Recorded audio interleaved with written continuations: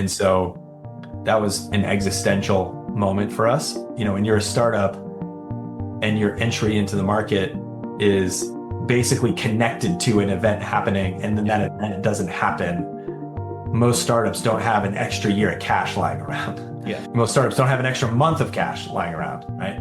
And so, yeah, that was a very, very difficult experience for us. And I'm just incredibly proud of our team. And again, this is just the kind of resilience and commitment and dedication you have to have and belief that you have to not give up and to figure out, okay, we got to conserve cash. We got to do things differently. We need to find different ways. We need to pivot our go-to-market strategy. Like, you have to be super nimble. And that was a perfect example of just, man, immediately, what are we doing differently today?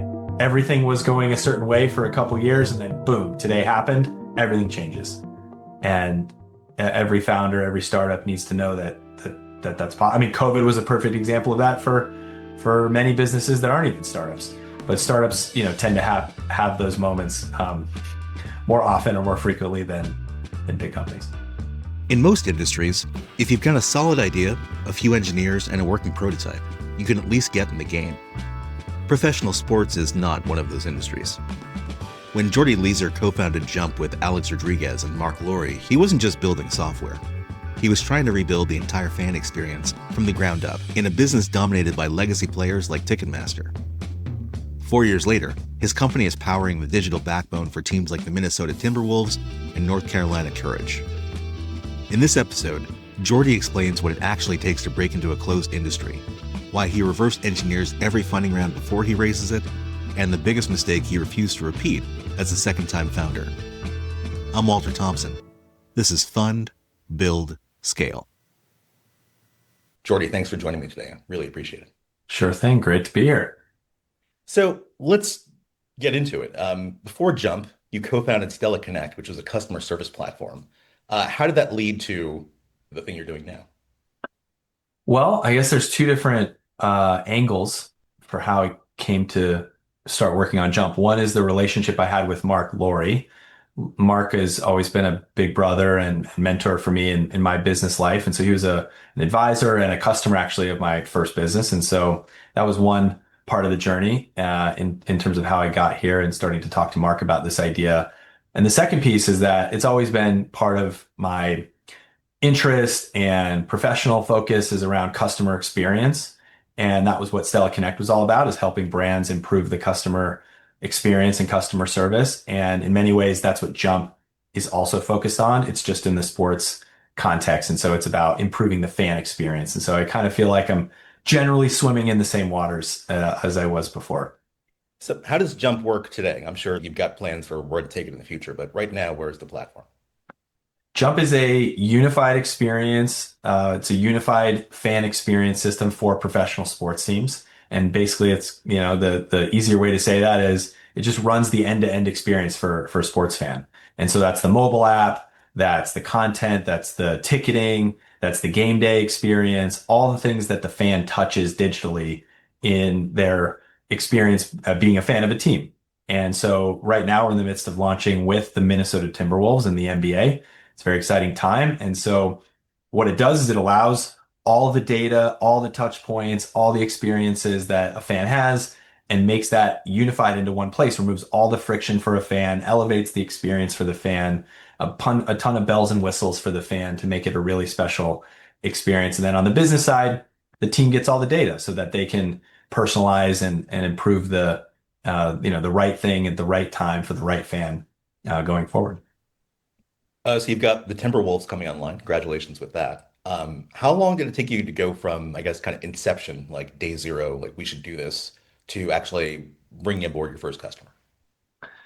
Well, this was a unique startup, the way that we did this. It's very uncommon, I guess, to start a company with sort of a pre-baked kind of plan to get into market. But in this category and what we're building with Jump, there sort of isn't a way to break in at the scale and with the vision that we wanted to do it unless we had a team in mind or a partner that we were going to launch with. And so when we started the company, Marc and Alex Rodriguez and we knew that the idea was going to take us a while to build it. We had a very big vision and we want to deliver on that and we wanted a place to launch it. And so 4 years ago, almost to the day, 4 years ago, we started the company knowing that it would take us a few years, but by the time we were ready to go with the platform built, Mark and Alex would be control owners of a professional sports team, the Minnesota Timberwolves in this case, and the Minnesota Lynx.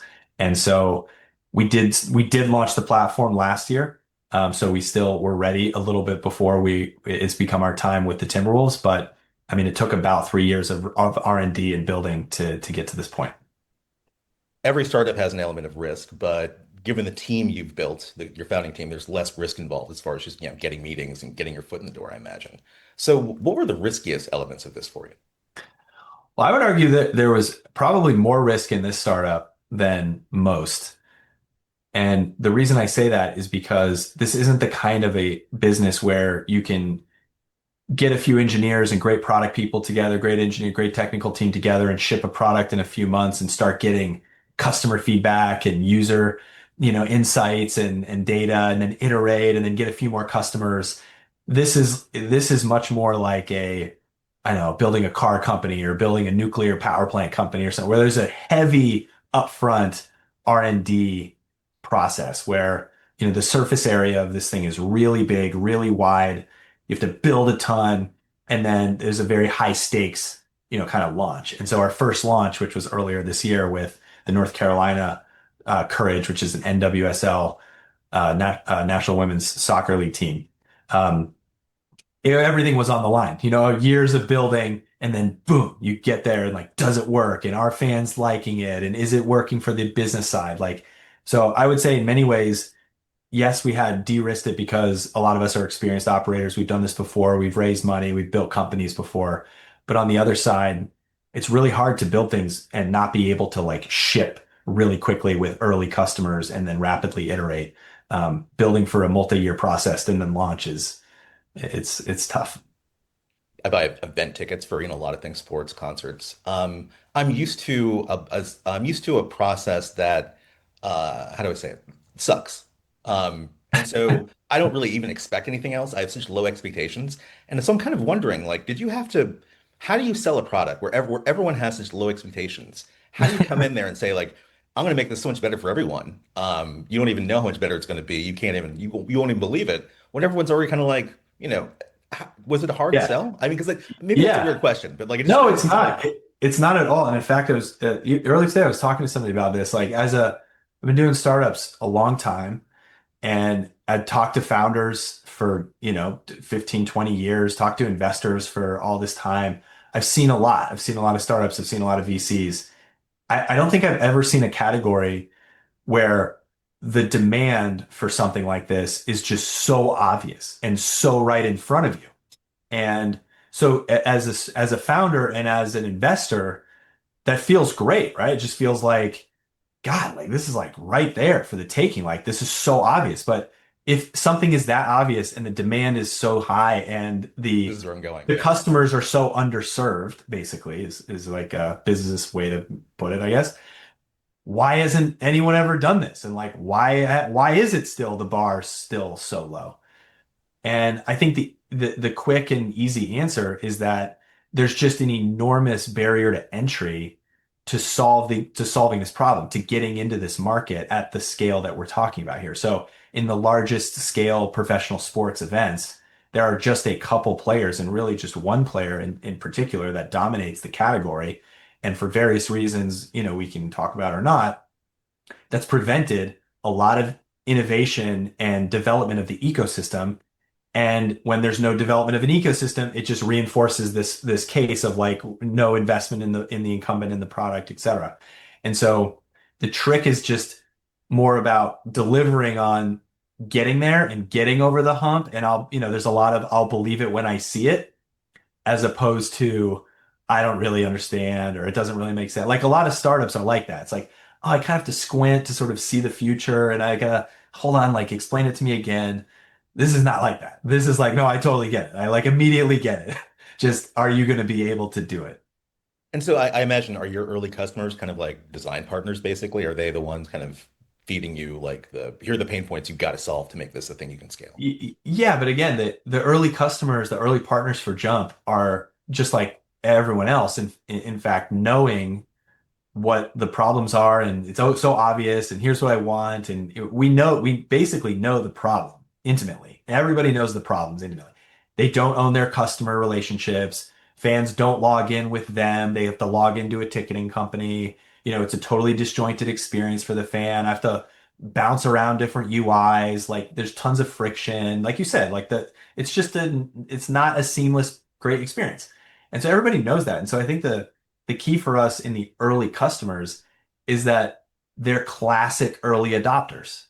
So if you are a class in every industry, in every category, there's some kind of bell curve, right? Where you have the people who are much more innovation focused and tech forward and digitally minded. And then you have folks who are like on the complete opposite end where they're like, I'm the last person to try anything. And I don't like getting nervous about tech or whatever. And so, okay.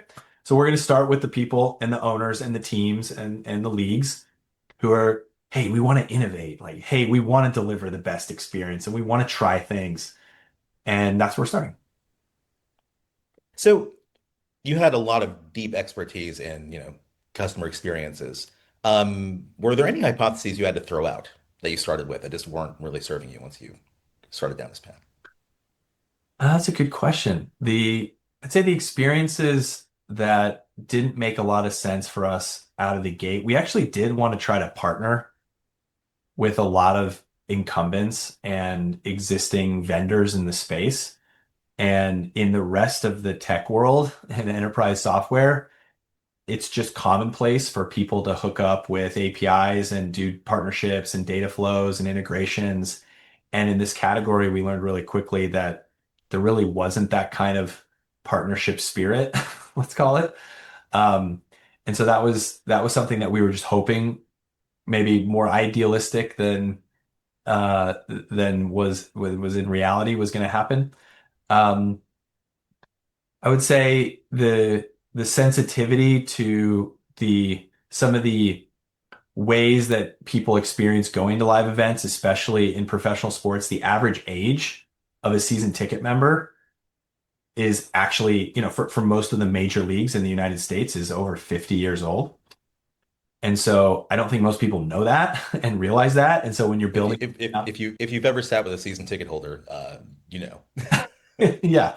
And so if you're building technology for this category and for the major leagues in the US and abroad, probably, yeah, it's an expensive product and it's a premium experience to go to an NBA or an NFL game. And these are not cheap, these are not cheap tickets. And to be a fan, we need to recognize and account for that. And so some of the most cutting edge UI and design and sort of experiences on mobile, we just need to make sure that we're designing for everyone and designing for an audience who will really get and find a lot of value using the product. So for founders in other verticals, what's one scrappy, repeatable method they could use to validate customer demand before they start raising serious capital? Well, yeah, I mean, I don't know, Steve Blank, who was it, the famous, get out of the building thing. I always think about that. You have to just, and that we have an advantage of that, but everybody in a startup, the number one thing you have to do is be resourceful. And so whether it's your co-founder who has connections like in our case, or wherever you went to school, or somebody you met at a networking event, or whatever, you have to get out of your own head and you have to go talk to people. And then, yeah, I mean, I think that there's the people who come from outside of a space that then try to address and attack problems in a completely unfamiliar industry. They have the most success generally when they want to go big. So I think it's not exactly always the rule, but I think in many cases you look at some of the biggest platforms that have been built in our generation, whether it's Chesky at Airbnb, he did not come from the hospitality industry. Obviously, you look at even Uber with Travis, like the people who did not come from a legacy of like, oh, I worked in the industry for 15 years and then I had the idea. I think it's totally okay. And in fact, it's a benefit to not come from the industry. And so what you have to do is marry insights that you get from people who are in the industry and who do have some helpful, input, because you can't know nothing about the way it works, but then only take what you think is fits to get through, like get the job done, but then keep your, maybe it's a little bit naive, maybe it's a little idealistic, or maybe it's a little bit out there. Keep that I've vision heard someone call alive. it child's mind, actually. Yes, That's the metaphor exactly. they use. Yeah. And so I think all these things are married together. So if you have this big idea and this big vision, you need to get out of your house, you need to get out of your own head and go talk to people. But then you need to be careful about like what you marry and what the input is and what you build. Because if you just, this is the famous, like, Henry Ford would have just built a faster horse kind of thing. So yeah. And I would also say, look for, this is maybe a Steve Jobs thing too. He talked about look for an industry with where the leading product is really like a second rate product. And so that's another kind of telltale sign that the industry is right for something. I mean, as you said, like sports is not something you can just hack into. Yes. What are some of the doors you had to unlock before you could even play on this playing field?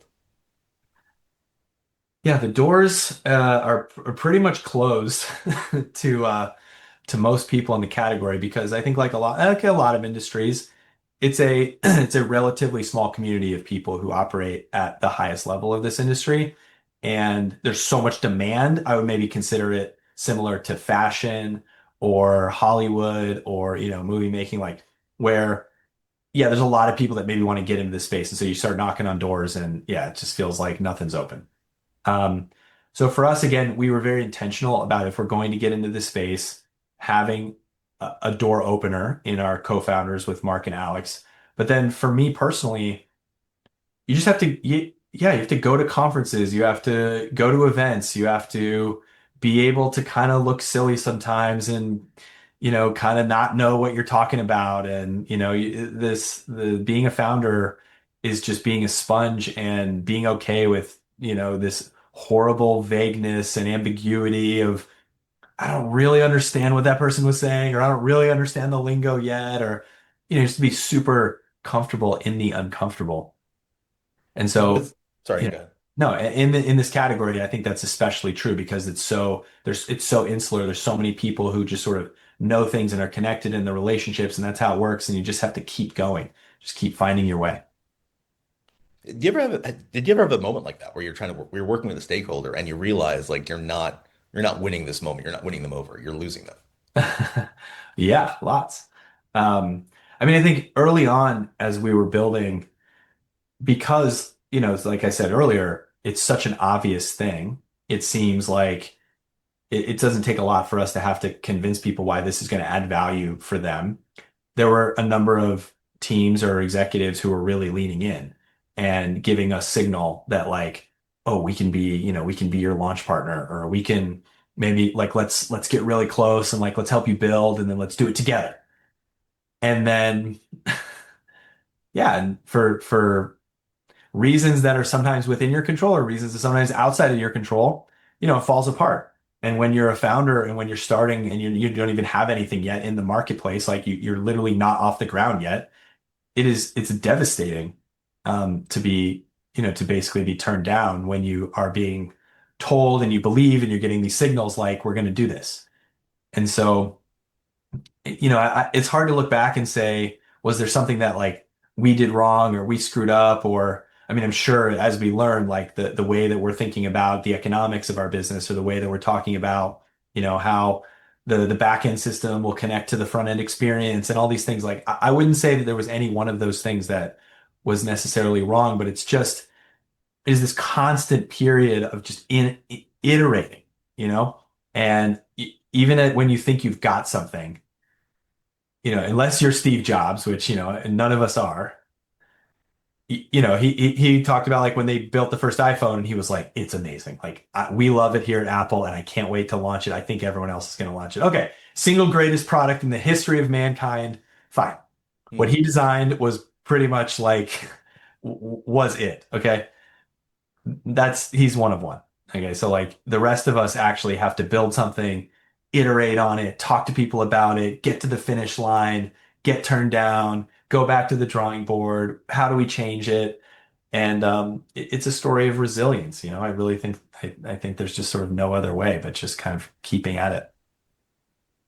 I want to talk for a second about kind of category creation and positioning. I think when we talked earlier, you compared Jump to like Shopify for sports, which I thought was really smart. Because it's one of those things where, consumers don't think about Shopify. They think about buying the thing they want, and then they see the Shopify logo as they're going through the checkout process. Was that always your intention? Yeah, at the beginning of the company, we wanted to figure out how do we affect the fan experience in a way more positive way.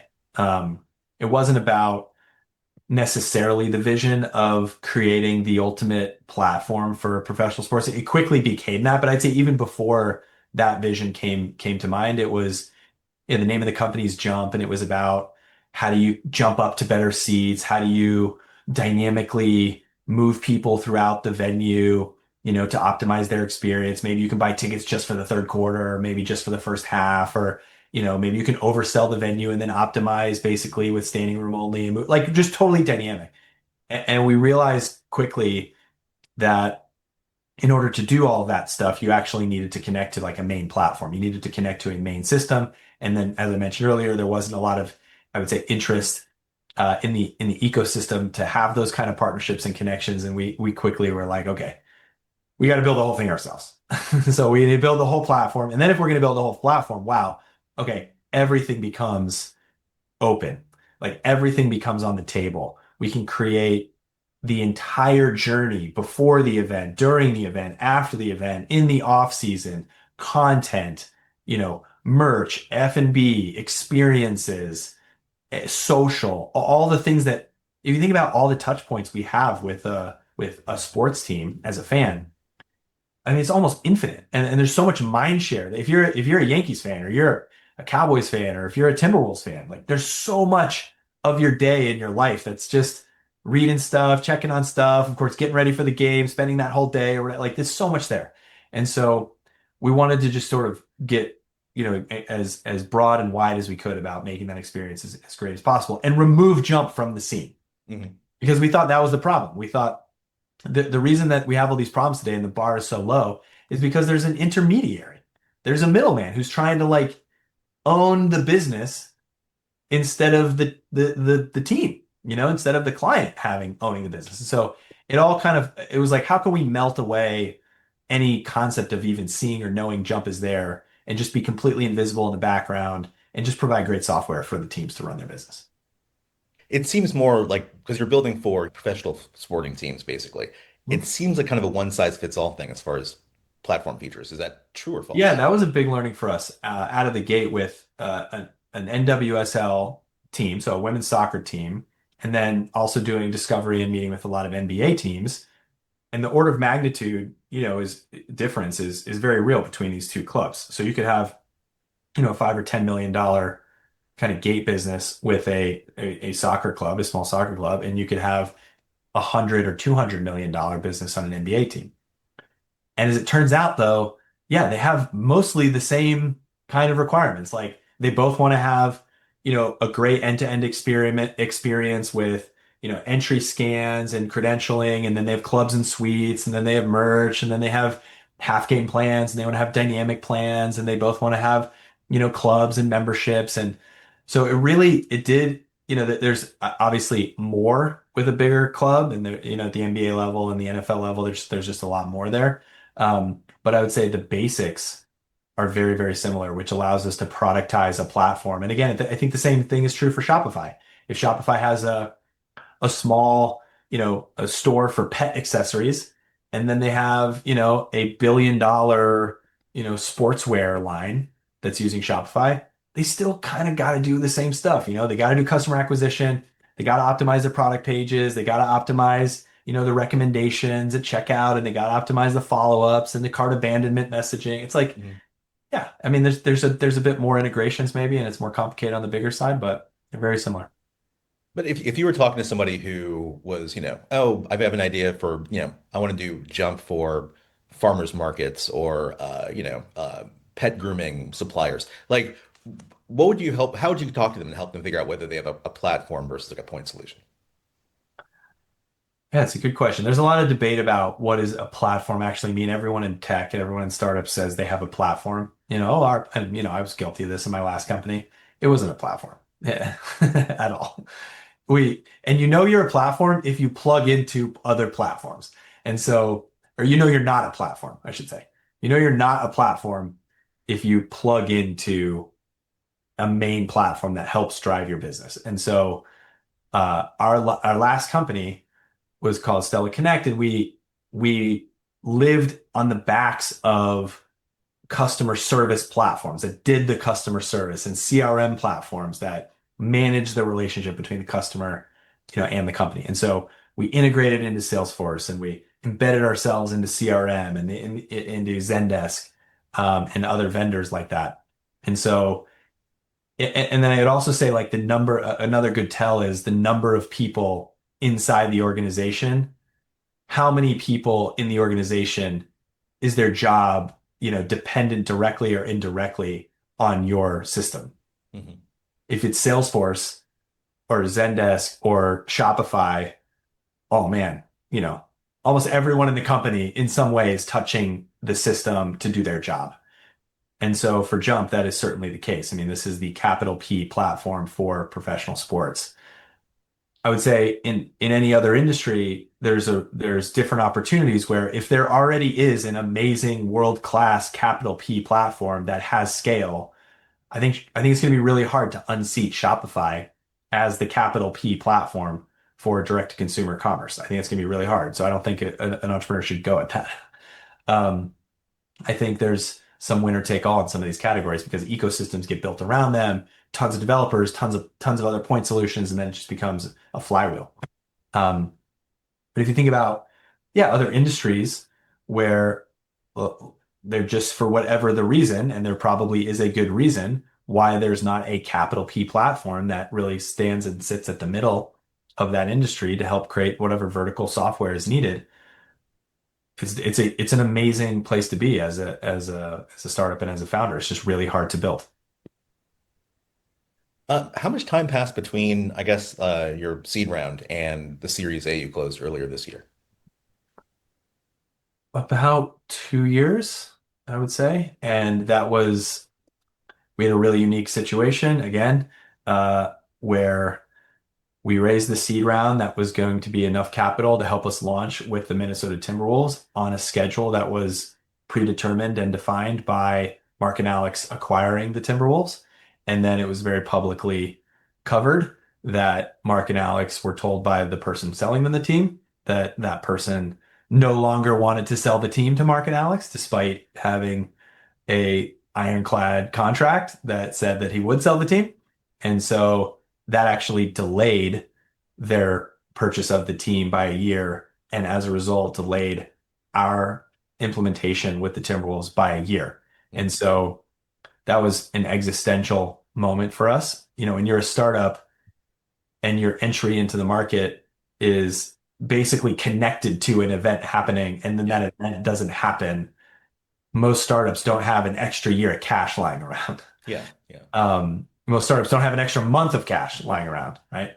And so, yeah, that was a very, very difficult experience for us. And I'm just incredibly proud of our team. And again, this is just the kind of resilience and commitment and dedication you have to have and belief that you have to not give up and to figure out, okay, we got to conserve cash. We got to do things differently. We need to find different ways. You need to pivot our go-to-market strategy. Like, you have to be super nimble. And that was a perfect example of just, man, immediately, what are we doing differently today?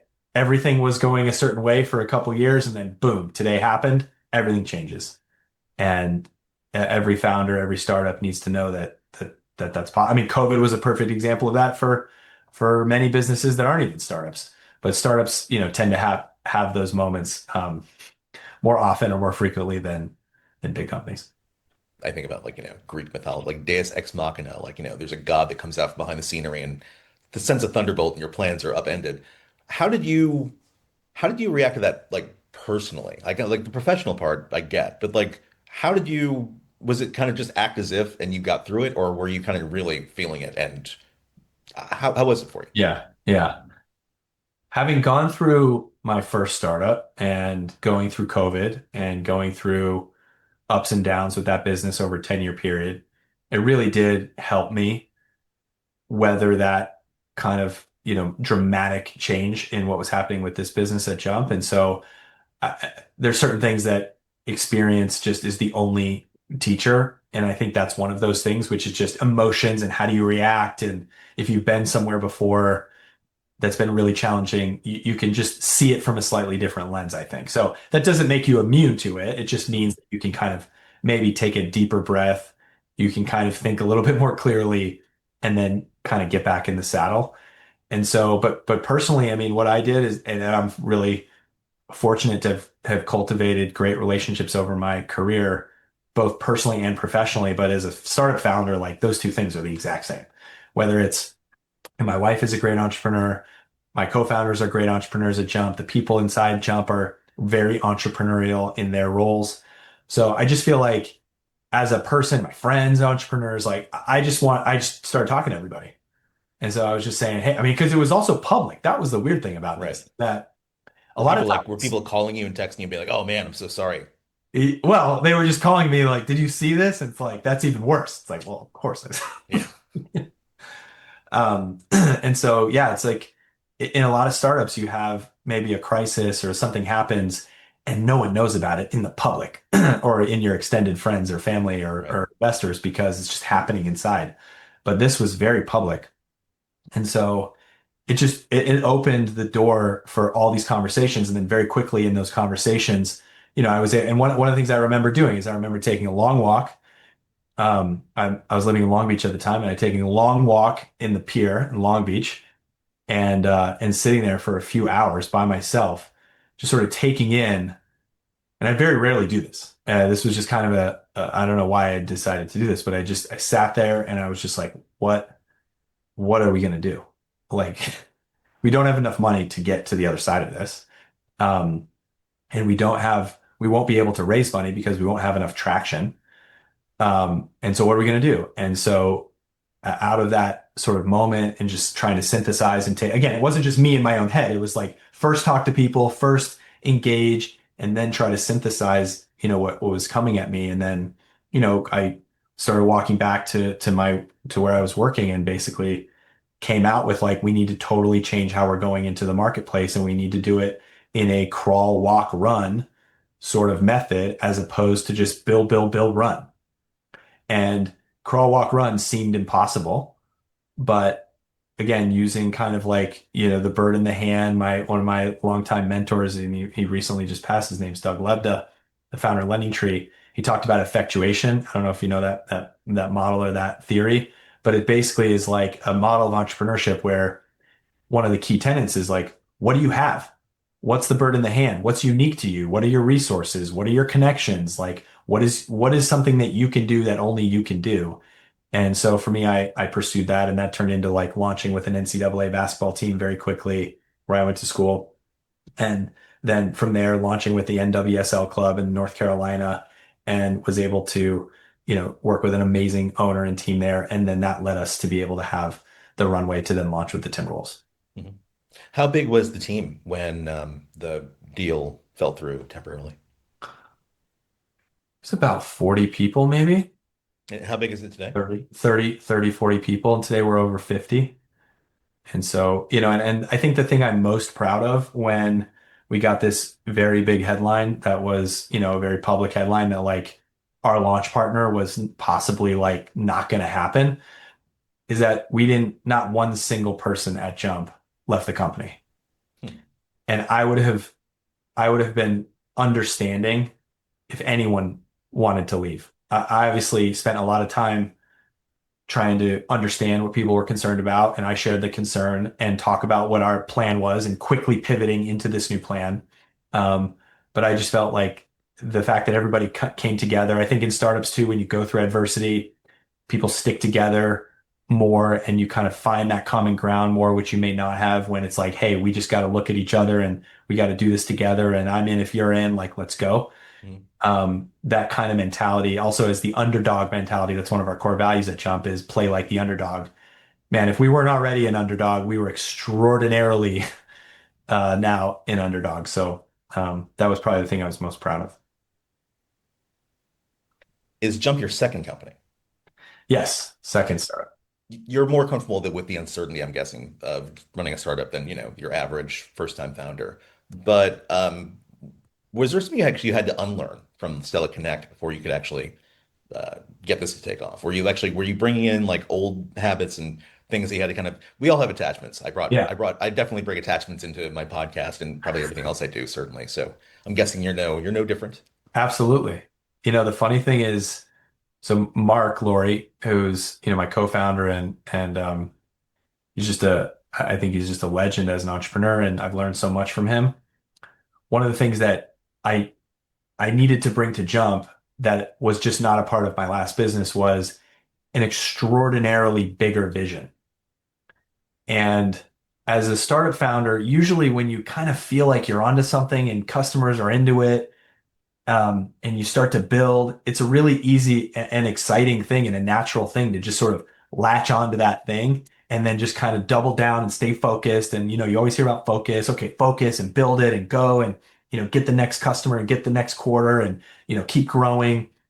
And I think one of the things that I had to do at Jump that I just didn't do in that last company was zoom way out, you know, and what is the bigger picture here? What is the bigger opportunity here? Like, think about generational scale. Think about the industry as a whole over the next 10, 20, 30 years. And as a platform company, you can think that way because that is truly the opportunity. If you're a point solution, you really can't affect that kind of change because your product is effectively, a component of an experience, or it is, a benefit, or it's a value add for one department or one kind of user. And so it's just really hard to zoom way out and think that big. And so whenever I start finding myself, okay, like getting really into this one product and this one thing and too much fun. No, no, no, we got to zoom out. We got to think about like, where is this headed over the next 5 to 10 years and stay at that level, think big and act fast. That, is like a great mantra. I love that. And so always trying to always think bigger and always go bigger. Are there any tactical habits you carried over from Stella that still serve you now? Yes, of course. I mean, I would say I'm a similar kind of manager as it relates to focusing on great people. The very first person that that we hired effectively, or the very first person I called when we wanted to start Jump was Julie Lee, who's our chief people officer. And at the time, Julie was also our chief people officer at Stella, but she's a superstar and she was being recruited by public companies to be the chief people officer at public companies. And I was like, hey, come be the first employee, jump with me. Um, that's a hard sell to somebody who's got that opportunity. And I think it's a testament to her, and I think it's a testament to the kind of company that we want to build, and I think it's very unusual, but it was something I learned in my later years at Stella, which was the by far the biggest piece of leverage you get in a startup is the quality of the talent that you have and the investment in that talent and in that culture. And so building the executive team, and my team that reports to me, and then the teams that are built around the company, it's just number one. Great, great, great people. You just cannot never sacrifice that. Why was that so important from day one, having someone like who really owned that? Yeah, there's a lot of reasons. I mean, first and foremost, I'm sure a lot of your audience is read or familiar with Tony Hsieh and all the things that he built at Zappos. And his story of Zappos is a fascinating one because he built a company he sold for, $250 million or something early on in his 20s with Alfred Lin, that they basically, before they started Zappos, that he talked about in his book, I think it's Delivering Happiness, the name of his book, that he just talked about he hated. He hated working there. And it was his company. And he just couldn't believe it that he started this company that then he hated to work at. And so when Marc Laurie introduced me to Tony back in the day when we were doing Stella and we started working with Zappos. And that was a very formidable experience for me, and meeting Tony and getting to know the team at Zappos. We worked with them for almost 10 years, going to their office and just, I mean, they took it to an extreme, obviously, but if you're going to be a founder and you're going to start a company, you have got to love the people that you're working with. And you also have got to have the best people. Like there's just no debate especially in startups and technology, the best people will always figure out a way. And I think most venture capitalists and most investors, there's this trope that like, I'd rather have a mediocre idea and an amazing team than than an amazing idea and a mediocre team. Because the amazing team will take the mediocre idea and make it a great idea. And I truly believe that. And so, and so then again, if you're also starting with an ambition to do something that's much, much bigger than just kind of create a little cool product and then flip it and sell. Like if you want to build a real business and you want to build a company that will last and be sustainable and you want to invest in a company, you should really be thinking about these things from the very beginning. And there's nothing more core to a company than the people who make that company at the end of the day, especially if it's tech, because tech, like, labor is 90+% of your costs, in the early days. It's all just going into R&D and people. And so, yeah, I want to have fun. I want to work with people who I love and who love working with one another. And I actually kind of think I kind of squint and look at people funny when they don't do this because I just think it doesn't make any sense. Okay, if I'm an early founder with a super limited budget, what's the minimum viable people function I should stand up before having a full-time HR person? There's probably ways to get some kind of outside, CHRO, Chief Human Resource Officer type of person who, okay, you may not be able to afford that on day one and have that person be full time, but you can get a lot of the best practices and you can get a lot of the main rhythm. Like how should we be screening people for hiring instead of just hiring your friends? Or how can we be thinking about values, right? Mission, vision, and values from day one. Those things are anchor concepts that everyone in the company needs to truly understand. Where are we going and how are we going to get there? And what's the way that we go about our work? Like that's how I think about core values. Like, what's the way that we approach our work? And so just having someone who can come in, who has experience, on the outside to set some of those things up, to make sure you're doing those things. I would really, again, I think today there's enough fractional kind of executives who are doing that in a remote, based or in-person based world that I would way rather advise someone to do that than advise someone to say, oh, okay, you need to do recruiting, you need to hire a bunch of people, hire a recruiter or hire some function that you sort of like give a little bit of that like person's time to focusing on the really core people stuff. I would say get someone who's just totally nails it on the people stuff and get a fraction of their time as opposed to a full-time person and ask them to kind of learn up on this. I think we talked about this earlier. It seems like you were pretty vocal about rejecting the whole concept of grind culture. And I'm kind of curious, in your sense, like at Jump, what does a high performance culture look like that is not, 996? That's not people sleeping under their desks and being happy about it. Yeah. Well, first of all, there is no escaping that you have to work harder in startups than in other types of work.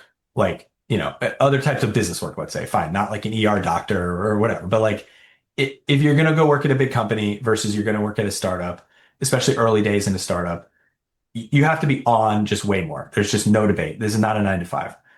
That being said, it is proven that you do better when you're emotionally, psychologically, mentally more fit.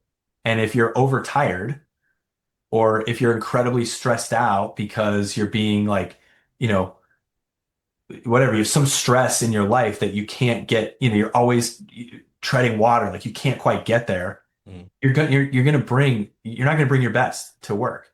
And so, okay, fine, it's not a 9 to 5, but like, what is too much? Yeah, too much is that you have no other outlet in your life. Too much is that if this 996 thing is like literally every waking minute I'm working, and then on the weekends I'm working, and then I have no way to recharge my battery, or like I can't go on vacation for the next year or whatever. Like that does not work. It does not scale. You can do that for a period of time. But again, what I'm trying to do at Jump, and again, what Marc does in his businesses, like what we're trying to do is build lasting generational scalable businesses.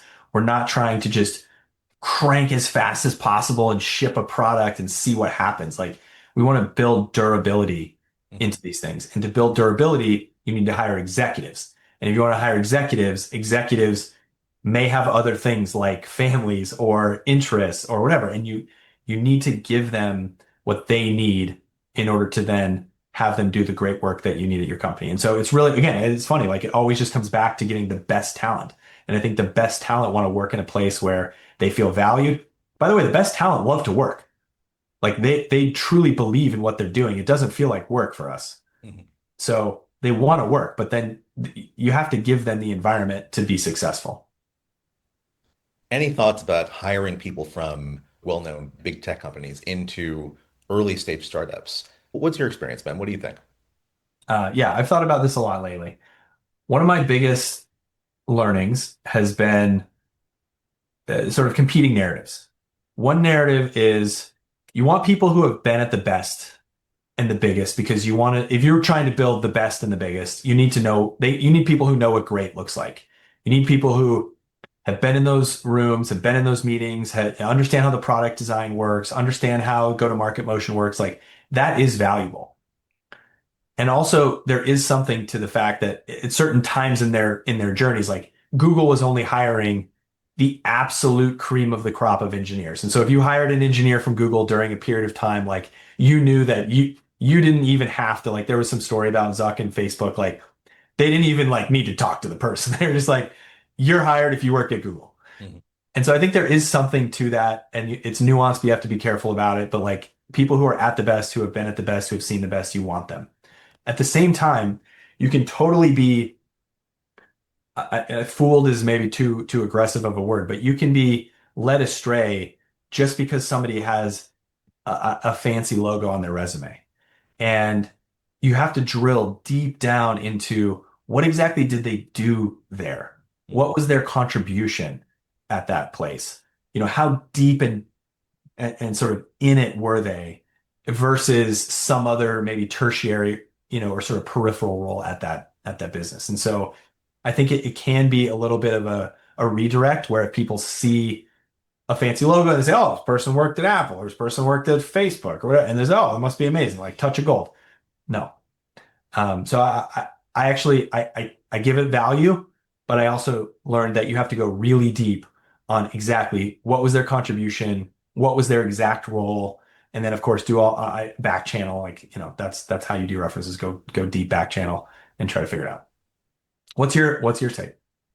So my I'm used to like the experience in a really early stage startup where on your first day you might end up having to set up your laptop and like find a chair because no one did that for you. But there's no onboarding, you know what I mean? And I think if you're coming out of for some people coming out of a situation where they can, their badge gets them into a cafeteria that serves them pretty much whatever they want to eat all day long, and someone Mhm. comes and details their car in the parking lot, and they can get their dry cleaning picked up and dropped off on site, and maybe get their blood pressure checked or a flu shot, or like you see what I'm saying? It's like they're living on a campus environment. It's very different than Yep. the rough and tumble, shall we say, of a Sure. early stage startup where you got to do everything yourself, including like changing the lights and cleaning the kitchen and Yeah. making sure there's a coffee mug that's clean for yourself.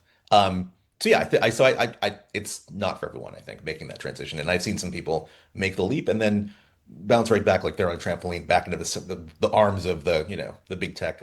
Yeah, there's a romance to the startup life about going there and having huge impact and creating something from nothing. And I think people who are working at a big company are naturally only working on a very small thing of a huge operation. And so not having an accounting for the realities of the startup life, which is not romantic, 99% of the time you are doing grinding it out, boring, so a lot of times just like repetitive. Right. I gotta just crank, I gotta ship, I gotta, more and more calls, more and more meetings. You're kind of frantic. Like that can be way too much for people. So you have to do a lot of work to try to understand, is that an environment that people can work well in? I remember having a community manager job one time, and I found myself placing the Costco snack order for the week for the office, and I was just like, "This isn't my job, but there's no one to complain to, so whatever." Yeah. I mean, so Um, again, just get one more thing on that. Just get back to the executives that we have at Jump. So our CFO, Dave Blank, and Julie, our chief people officer, they're they're CFOs, CPOs that should be working at huge companies and doing like big time strategic work and have teams that do all this stuff. But guess what? Early days, Dave's running payroll and Dave's doing the insurance and he's doing the like laborious and the blocking and the tackling and oh my God, I can't believe I'm doing this. This is so lame. And Julie's the same thing, like setting up the recruiting stuff and getting the ATS going and the software. And at the same time, they're doing that because they want to own the whole thing from the very beginning. And they want to design what a finance organization looks like. They want to design what the people, organization, and culture looks like. And so there's an investment up front for people who can deal with and stomach like the shorter term grind and the slog and some of the stuff that's beneath me, quote unquote, because they're doing it in service of like, I believe and I want to have like my fingerprints all over the creation of this, as opposed to dropping into some other organization where sure I'm in charge, but like, man, I'm here to iterate. I can't like it's not in my image. Right. Final question for you. If you were interviewing for a job with an early stage startup, what's one question the CEO would have to answer before you take the job? Wow. CEO would have to answer.